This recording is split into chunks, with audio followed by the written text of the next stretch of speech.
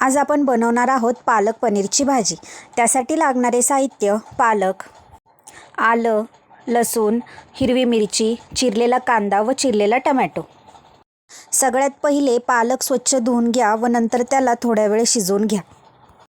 तव्यावरती थोडेसे तेल टाकून त्यामध्ये चिरलेला कांदा व चिरलेला टोमॅटो टाकून छान भाजून घ्या।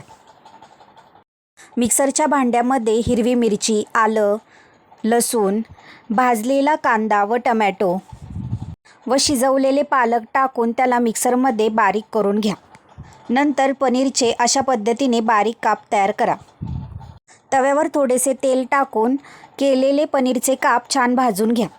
कढईमध्ये तेल गरम करून त्यामध्ये मोहरी व केलेले मिश्रण, बारीक केलेले पनीरचे तुकडे, हळद, लाल तिखट, पनीर मसाला, चवीप्रमाणे मीठ, बटर टाका व भाजी थोडा वेळ शिजू द्या।